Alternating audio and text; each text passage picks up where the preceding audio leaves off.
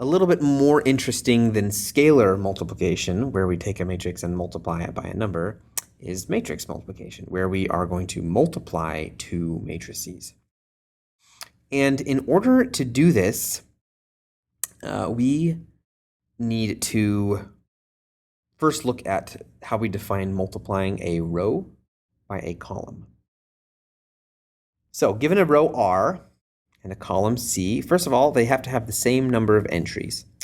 And if they do, then we can look at the product of R and C, okay, which is R times C. And this is the sum of the products of the corresponding entries of R and C. So we take the first entry of R and the first entry of C and multiply, and then the second entry of each and multiply, and the third entry of each and multiply. And for each of those, we then add them together. And knowing how we can then multiply rows and columns, I'm actually going to go and just do one quick example down here. Example.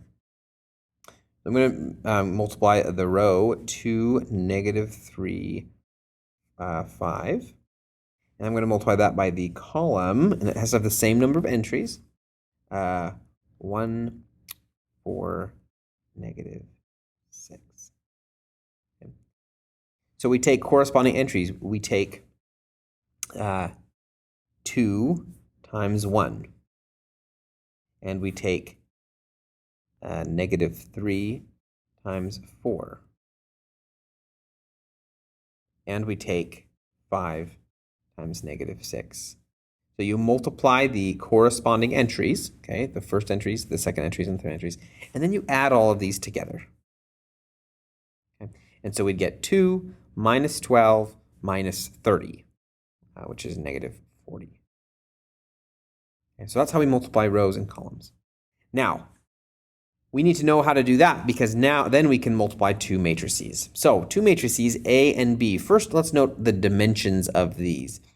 A is an M by P matrix. This means M rows and P columns. B is a P by N matrix, meaning P rows and N columns. First, note here that the number of columns of the first matrix is equal to the number of rows of the second matrix. And that is the key to knowing when you are allowed to multiply two matrices. Okay, the number of columns of the first equals the number of rows for the second. And then we're going to talk about the rows and columns of these two matrices. We're going to talk about the rows of A, and we'll denote those with R sub I. So R1 is the first row, R2 is the second row, and so forth. And the columns of B are C. So C1 is the first column, C2 is the second column, and so forth. Then the product of A and B, okay, AB, is the matrix where each entry we get by taking the row of A times the column of B. You'll note here that each entry here, okay, these subscripts kind of encode where in the matrix we are. So for example, right here, R1C2, we're in the first row and the second column of our new matrix. And we use the first row and second column of matrices A and B. So first row of A and second column of B. So let's go ahead and do an example of this. Find the product of the matrices A and B, where A is this matrix and B is this matrix.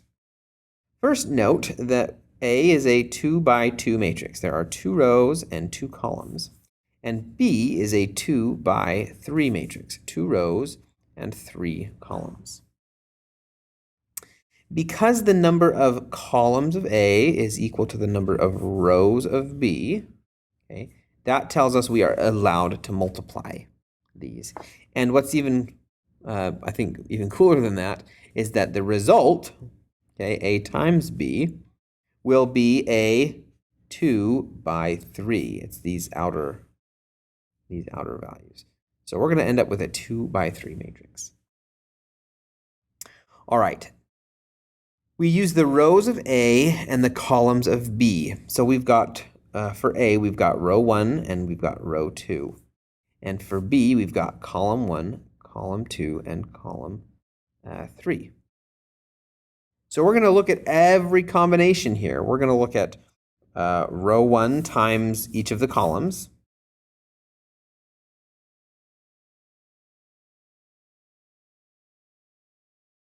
And then we take row 2 and multiply that by these 3 columns. So we'll have row 2 times column 1, row 2 times column 2, and row 2 times column 3.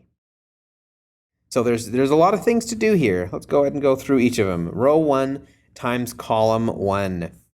Note that is, so row 1, okay, times column 1. So 1 times 3, plus, and then 2 times negative 1. Multiply the corresponding entries, and then add. Okay, that's 3 plus negative 2, which is 1. Okay, we also have row 1 times column 2. So let me go ahead and get rid of that. Row 1 times column 2.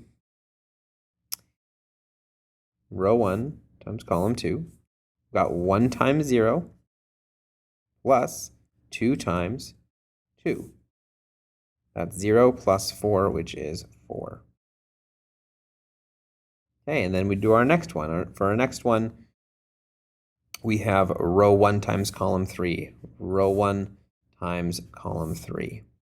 We have got 1 times 5 plus 2 times 4.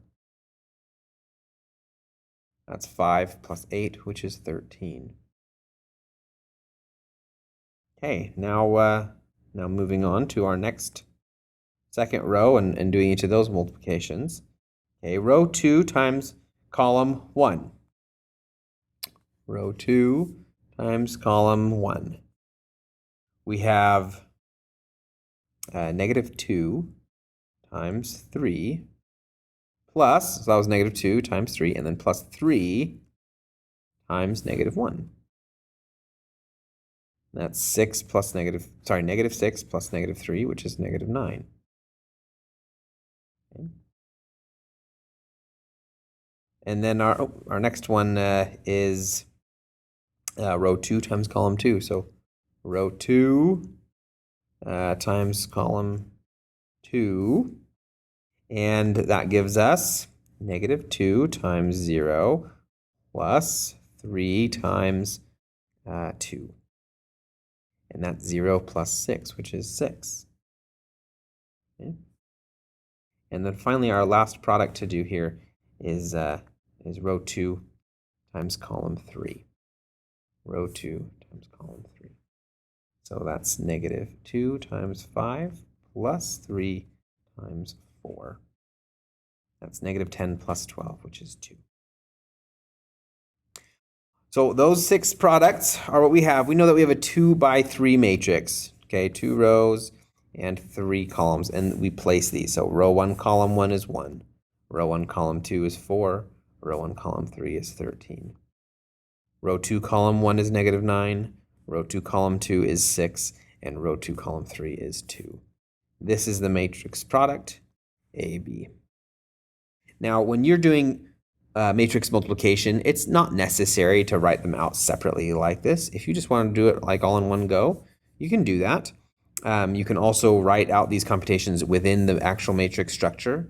It's totally up to you. Just pick something that works best for you.